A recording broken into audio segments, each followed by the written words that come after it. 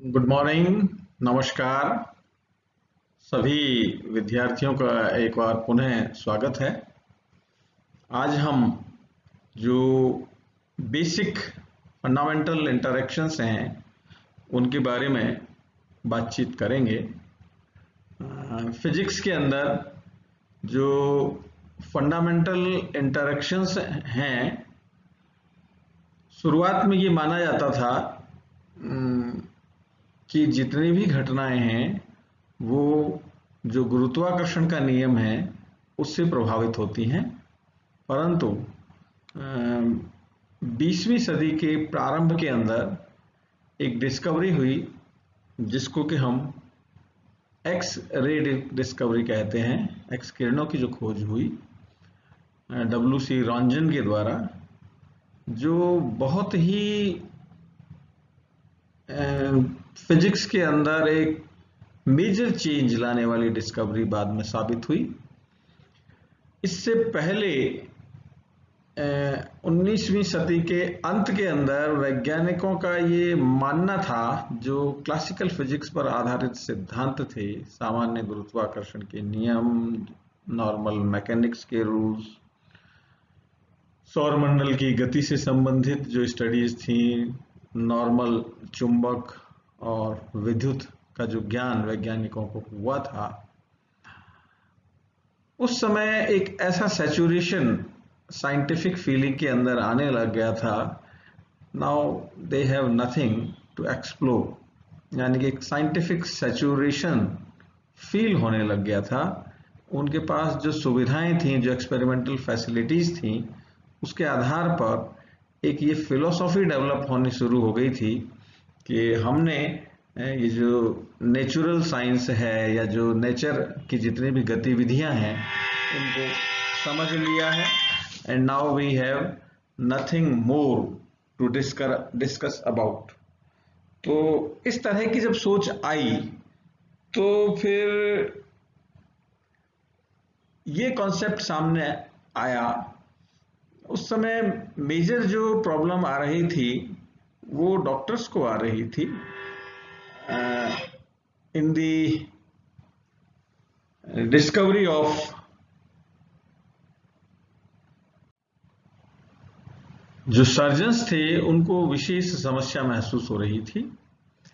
ऐसे समय में जो discharge of electricity through gases, एक चैप्टर आपने छोटी क्लासों में शायद पढ़ा हो, इस तरह के एक्सपेरिमेंट्स बहुत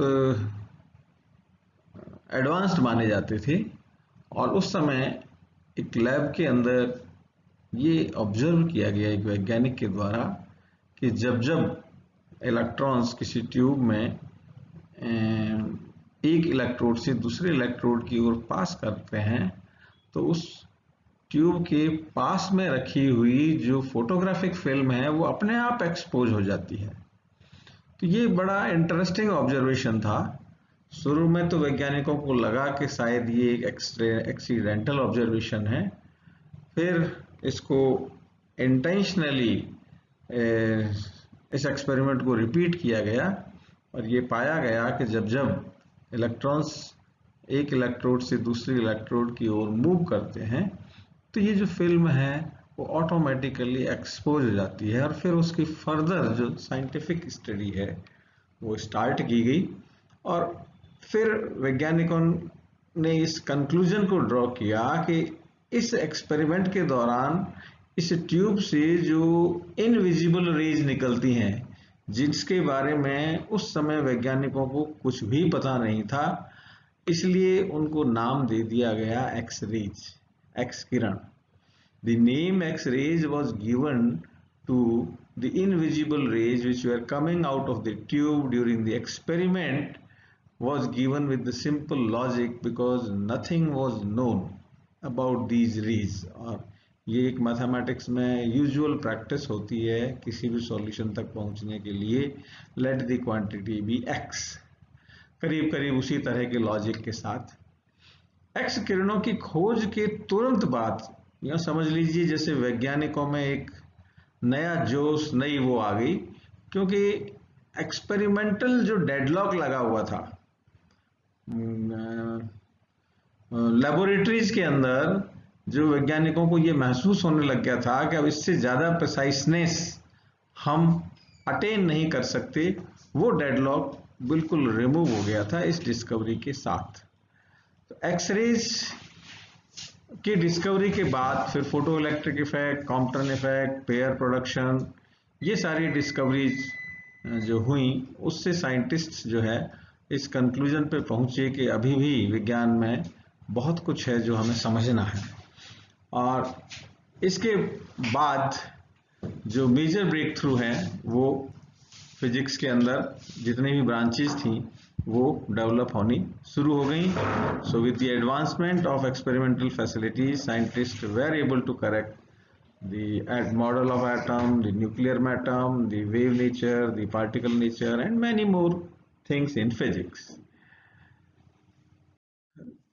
As you all know about the four fundamental interactions of the nature, rather four fundamental forces, तो सबसे पहला जो गुरुत्वाकर्षण बल है, जिसके बारे में आप सभी जानते हैं, समझते हैं, और शुरुआत में ये माना जाता था कि ये जितनी भी घटनाएं हैं वो गुरुत्वीय आकर्षण बल के द्वारा समझाई जा सकती हैं। फिर जब चुंबक की खोज हुई तो चुंबकीय बल, विद्युत चुंबकीय बल, इनकी अवधारणा आई। जैसे ही आवेश का ज्ञान वैज्ञानिकों को हुआ तो कूलाम के नियम की स्ट्रेटेजी के इसकी खोज के पश्चात यह कैलकुलेशन करने पे सामने आया कि ये जो फोर्स है वो ग्रेविटेशनल फोर्स के कंपैरिजन में कहीं अधिक प्रबल है, इसीलिए इसको हमने स्ट्रॉन्ग इंटरेक्शन के नाम से नाम दिया। और फिर बाद में nuclear interaction and then weak interaction. नाभि के अंदर जो प्रोटॉन या प्रोटॉन और न्यूट्रॉन के बीच में जो होने वाली घटना या घटनाएं थी उसको एक्सप्लेन करने के लिए न्यूक्लियर इंटरेक्शंस का कॉन्सेप्ट सामने आया।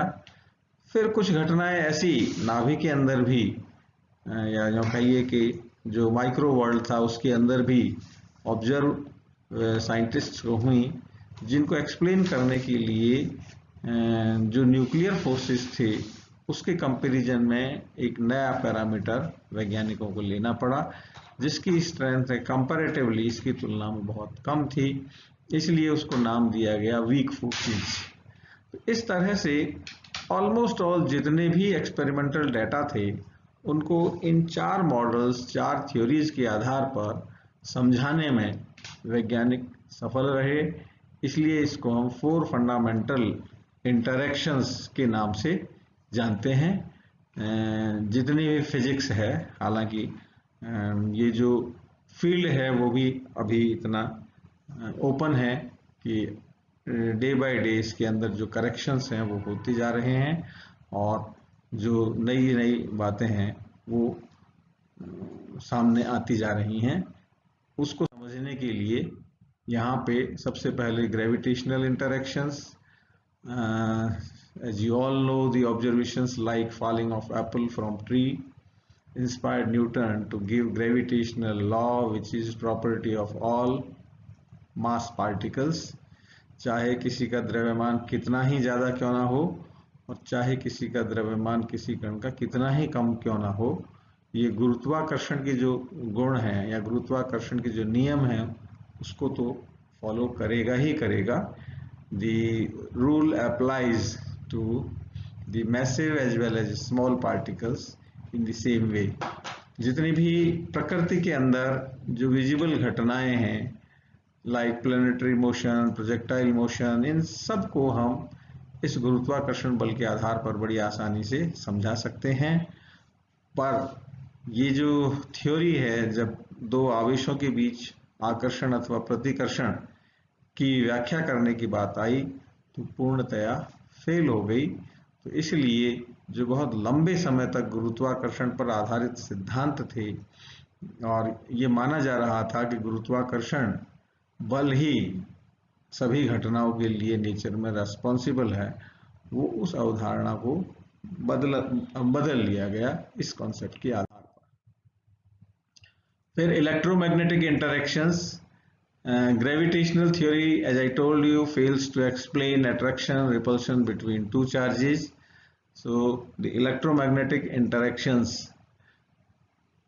कूलम्ब्स लॉ सामने आया, दो आवेशों के बीच में आकर्षण के साथ साथ प्रतिकर्षण की भी बात होने लगी, और इस प्रतिकर्षण बल की गणना जहाँ तक मैग्नीट्यूड की बात है वो सेम था दोनों के लिए, कोई फॉर्मूले में कोई चेंज नहीं था। ओनली थिंग इज अट्रैक्शन के साथ साथ रिपल्सिव फैक्टर भी यहाँ पे सामने आई है।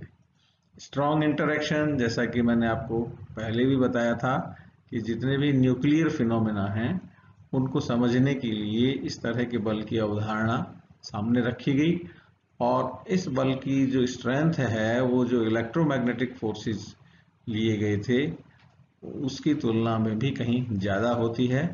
इसलिए इससे जो एक्सप्लेन होने वाली घटनाएं हैं उसको हमने स्ट्रॉन्ग इंटरेक्शंस की कैटेगरी में रखा है, और जितने भी ऑब्जर्व फिनोमेना हैं वो इससे हम बड़ी आसानी से एक्सप्लेन कर सकते हैं। फिर कुछ घटनाएं ऐसी सामने आई, जैसे फॉर एग्जांपल हमारे सामने बीटा डीके की प्रॉब्लम आई, तो उस बीटा डीके को हम जो स्ट्रॉन्ग न्यूक्लियर फोर्सेज हैं उस कॉन्सेप्ट से एक्सप्लेन नहीं कर सकते। इसलिए एक नया कॉन्सेप्ट सामने आया जिसमें जो फोर्स की स्ट्रेंथ है वो स्ट्रॉन्ग इंटरेक्शन की कंपैरिजन में बहुत कम मैग्नीट्यूड की थी, इसलिए इसको वैज्ञानिकों ने एक नया नाम दिया, वीक इंटरेक्शन। पर मैं आपको ये बता दूं कि ये जो वीक इंटरेक्शन नाम है इसका मतलब ये नहीं है कि इसकी स्ट्रेंथ सबसे कम है।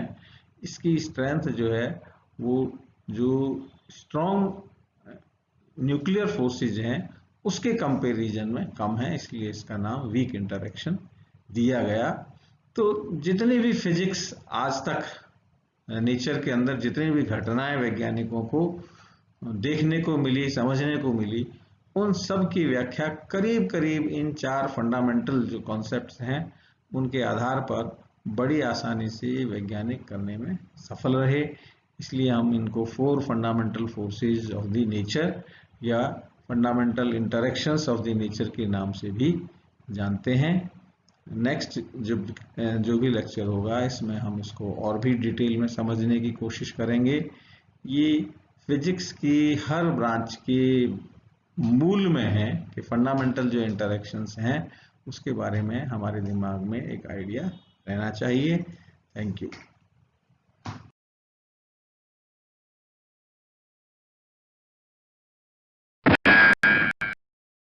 I shall call him Mini-Me.